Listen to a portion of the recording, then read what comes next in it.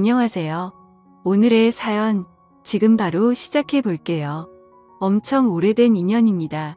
어디다 자랑하고 다닐 만한 이야기는 아니지만 조금 답답해서 여기 사연 채널에 임금님 귀는 당나귀 귀라고 외치는 심정으로 이렇게 여러분들께 제 이야기를 들려드리려고 합니다. 남편이 죽고 고아라 친정이 없던 저는 시아버지 집에 살기로 했습니다. 그래도 저희 시아버지가 능력은 있으셔서 저를 걷어주시는데 큰 문제는 아니었습니다. 시어머니도 돌아가신 지 꽤 됐어서 그런지 시아버님은 적적하시기도 했고 말동무가 그간 많지 않아서 외로우셨나 봅니다. 제가 동호회나 밖에 좀 돌아다니라고 권유를 했어요. 그러더니 곧잘 친구들을 사귀시고는 집에 와서 자주 노시더라고요. 시아버님과 나이 차이는 조금 나는 편이기는 했지만 시아버님께는 그 주변 지역에서 말 터놓고 지낼 유일한 사람이었기 때문에 친하게 지내게 되셨다고 하네요. 시아버님을 형님 하면서 잘 따르기도 했고 다행히 둘이서 잘 맞아서 둘이서 같이 놀러 다니고 그러셨어요. 그 인연이 이어져서 저희 집에서 자주 술을 드시곤 했습니다. 저희 집에 자주 놀러와서 지냈던지라 그리고 볼 때마다 이뻐해주고 용돈도 주고 했던 분이셨어요. 부담스러운 느낌이 아니라 오히려 저는 좋은 삼촌이 생겼다고 생각했어요. 꽤 오랜 시간 같이 있다 보니 사실상 시아버님 다음으로 많이 만나던 사람이 삼촌이었습니다. 나이가 중후하지만 분위기 있던 스타일이라서 어느 정도 호감은 있었어요. 그 정도 어렴풋이 기억이 나네요. 제가 서울에 있는 회사에 다시 들어가면서 저희 시아버님도 은퇴를 하시게 되었고 그렇게 저희는 서울로 이사를 하게 되었어요. 시아버님과 삼촌 두 분 다 속상해했지만 한국인들 못 만날 게 어디 있나며 서로를 위로했습니다. 그런데 저는 솔직히 조금 아쉽더라고요. 속으로는 삼촌을 조금 좋아하고 있었나 봐요. 그게 너무 아쉬웠어요. 삼촌 또한 제 손을 잡으면서 건강하게 잘 지내라면서 눈시울이 붉어지셨는데 그날 그때 얼굴이 아직도 기억에 선명하게 남아 있습니다. 그 영향을 받아서 저는 지금도 솔직히 중년 남성이 제 취향이 되었습니다. 그런데 연상이라는 게 사실 나이차가 한두 살 많은 연상을 말하는 게 아니었어요. 서울 가서도 연애를 하면서는 또래 남자들과 연애를 하기는 했지만 무언가 저를 채우지 못하는 것이 있었어요. 속으로 아쉬움은 많았지만 제 취향을 들킬 수 없어서 숨기기만 했어요. 남들하고 똑같이 나의 비슷한 직장인 애인을 만나게 되었습니다. 남편을 보내고 솔직히 별로 관심도 없었어서 연애를 하지 못했는데 주변에서 안타까워해서 시작한 연애이기도 했어요. 그래도 나를 받아준 사람이라 내심 많이 좋아하기도 했고 마음도 많이 썼습니다. 최선을 다하긴 했지만 한참 때인 나이인데도 이상하게 흥분이 잘 안 되더라고요. 그래도 그때 애인이 저를 많이 위해주고 기다려주고 어떻게든 맞춰보려고 이것저것 노력도 많이 했습니다. 도무지 애인한테 나는 연상이 아니면 안 될 것 같다는 말이 도저히 안 나오더라고요. 그 애인이 나쁘다고 생각하진 않는데 그도 사람인데 당연히 답답하고 힘들었겠지요. 결국 그는 저를 두고 다른 여자를 만나더라고요. 잡으려 했지만 그는 마음의 상처를 크게 주고 저를 떠났어요. 저를 위해 그만큼 희생해준 좋은 사람이었던 애인이 나를 두고 어떻게 양다리를 걸칠 수가 있나 하는 배신감이 더 컸죠. 게다가 남편을 보내고 첫 애인이었기에 애인의 바람에 저는 우울에 빠지게 되었고 그때 카카오톡도 연락처도 핸드폰에 있던 모든 걸 지워버리고 한동안 방황을 했어요. 그렇게 허무한 시간들을 보내다가 시간이 지나니까 해결이 되더라고요. 그리고 나서 다시 백업해둔 연락처를 정리하면서 카카오톡도 설치하고 정상적인 삶으로 되돌아갈 준비를 하고 있었습니다. 마지막 백업을 해둔 게 너무 오래 전이었어서 그동안의 친구 목록이 다 사라져 있었지요. 그런데 제 눈에 띄는 번호가 하나 있었으니 제가 서울에 오면서 헤어지게 되었던 삼촌의 번호였습니다. 10년 동안 같은 번호를 쓰고 있던 건지 카카오톡에 자동으로 친구 등록이 되면서 오랜만에 삼촌의 사진을 볼 수 있었습니다. 핸드폰 화면에 작은 사진으로 보니 괜히 떨리더라고요. 그래서 삼촌의 사진을 터치해서 확대를 했습니다. 여전히 중후한 매력 그대로였고 얼굴살이 조금 더 빠졌을 뿐 저를 설레게 했던 미소는 여전하더라고요. 어디 아는 사람들하고 산에 놀러 갔던 건지 정상에서 찍은 사진을 보니 오랜만에 마음이 설레기 시작했습니다. 그때부터 그가 어떻게 지내나 궁금하더라고요. 그런데 상태창을 보니까 메모 남겨놓듯이 해놓는 프로필 상태 메시지 아무것도 필요 없다라고 약간 쓸쓸해 보이는 구절을 상태 메시지로 남겨놨더라고요. 그리고 프로필 사진으로 되어 있는데 그게 올려보면 옛날에 해놓은 거고 사진들도 다 볼 수 있었거든요. 그런데 사진이 하나도 남아있지 않은 겁니다. 지금 프로필로 되어 있는 사진을 제외하면 말이죠. 그때 직감적으로 삼촌에게 무슨 일이 있는 건가 하는 생각이 들었습니다. 저는 애인에게 받은 상실감 때문이었을까요? 아니면 그 애인과 그렇게 노력을 하며 오랫동안 사랑을 나누는데도 한 번을 만족을 못했던 게 사실은 마음속에 오래전부터 그를 품고 있었기 때문이었을까요? 무작정 짐 싸들고 삼촌이 살고 있던 예전 그 동네로 향했습니다. 하도 오랫동안 이어온 인연이다 보니 어디 사는지도 다 알고 있었는데 삼촌 집에 찾아가니 모르는 사람이 나오더라고요. 10년간 삼촌과 떨어져 지낸 시간이 너무 길어서였던 걸까요? 하지만 체감상 그렇게 오랜 시간이 지난 것 같지 않은데 다른 사람이 나오니 당황스러웠습니다. 그가 보고 싶어 찾아간 동네였으니 그를 찾아 헤매고 다닐 바에는 단도직입적으로 그에게 대놓고 연락을 해봐야겠다는 생각이 들었지요. 멀리 떨어져도 얼굴 못 보고 지낼 일이 있냐고 했었지만 정말 매일매일 만나던 삼촌이었는데 이사 가자마자 10년 동안 그냥 의의 남이 되어버렸었거든요.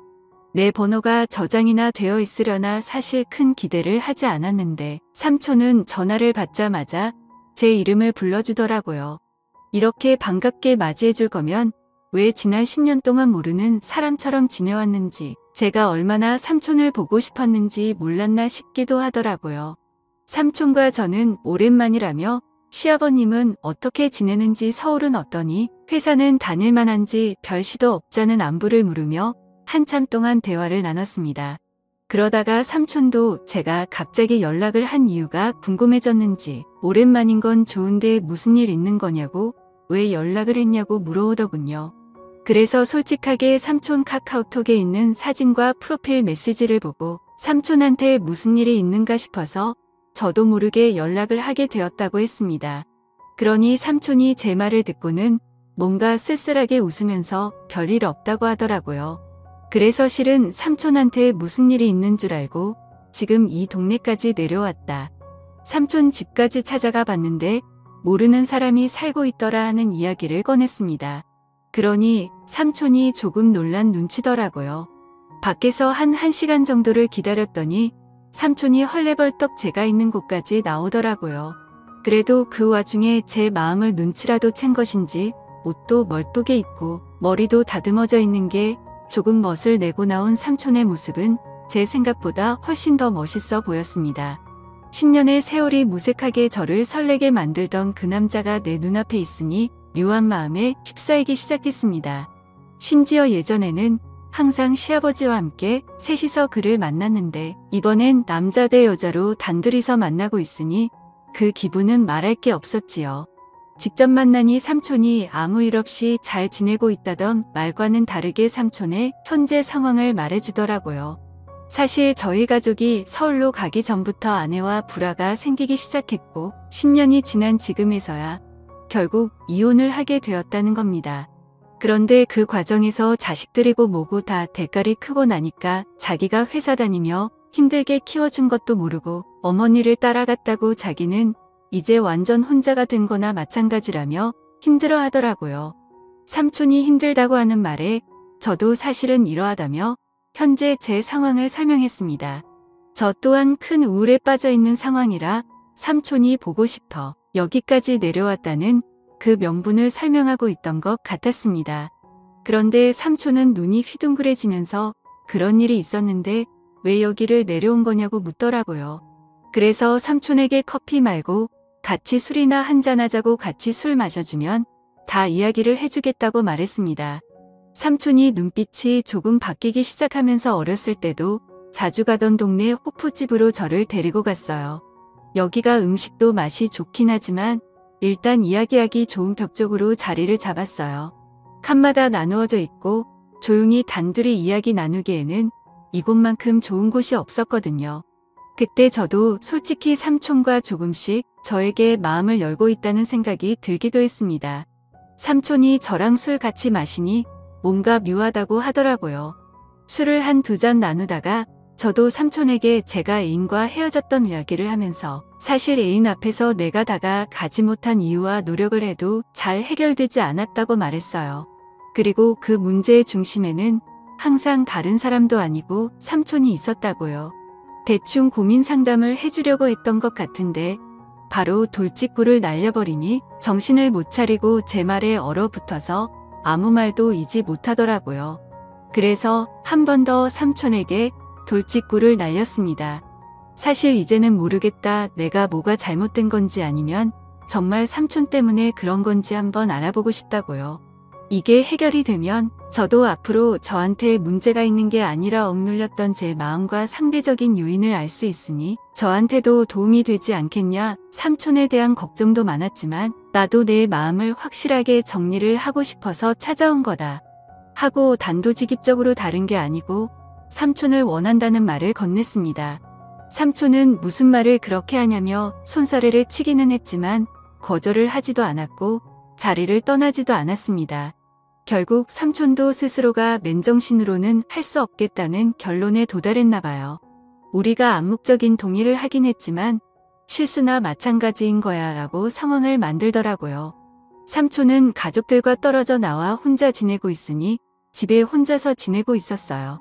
집까지 데려다 달라는 삼촌의 말이 시간이 늦었으니까 자고 가라는 말이 앞으로 일어날 일에 대해서 의심을 넘어 확신이 되어가고 있는 상황이었습니다. 애인과 분위기도 많이 만들고 이런저런 시도는 많이 해봤지만 실제로는 한 번도 만족한 적이 없으니 많이 긴장이 되기도 했습니다만 솔직히 걱정할 게 없었습니다. 삼촌이 알아서 잘해줄 거라는 생각이 들었거든요. 애인과 이런저런 시도를 할 때와는 전혀 달랐어요. 이미 삼촌이 저를 부축하고 삼촌의 집까지 가는 동안 저는 이미 심장이 두근대기 시작했거든요. 결국 넘어서는 안 될 선을 넘고 말았고 다음날 아침이 돼서야 삼촌은 걱정이 되기 시작했나 봅니다. 실수라고 하기에는 이미 서로가 의도한 대로 되었다는 걸 알고 있기에 후회해도 이미 때는 늦은 상황이었으니 말입니다. 저도 직장인이기에 결국 주말을 보내고 나서 서울로 돌아가야 했습니다. 그날 이후로는 연인처럼 만나기 시작하게 되었죠. 그도 은퇴를 한 상황인데 굳이 뭐하러 제가 매주 주말에 지방까지 내려와야 하는지 싶어서 아예 그에게 생활 정리하고 서울로 올라오라고 제안을 하기도 했습니다. 하지만 그는 저한테 버림받을까 두려움이 있었는지 주저하더라고요. 그래서 제가 그에게 다시 확신을 줬습니다. 당신은 내가 10년이 넘는 세월 만에 겨우 내 것으로 쟁취한 사람이라고 이제는 절대 놓치지 않을 거라고요. 제가 시아버님께 결혼하고 싶은 남자가 있다고 말씀드렸습니다. 그리고 자리에 삼촌을 데리고 나갔을 때 시아버님은 뒷목을 잡고 쓰러질 뻔했습니다. 어차피 저는 취직 후에는 집에서 나와 혼자 살고 있었는데 집에서는 허락받지 못한 만남이기에 결국 삼촌과 둘이 살림을 합쳐서 지내게 되었지요. 언젠가는 시아버님도 저와 삼촌의 사이를 인정해줄 그날이 올 거라 믿고 있습니다. 그때까지 시간이 걸리겠지만 지금은 최선을 다해서 지금의 만족스러운 삶을 유지해 보려고 합니다. 오늘의 사연은 여기까지네요. 긴 사연 끝까지 들어주셔서 감사합니다. 구독과 좋아요 잊지 말아주세요.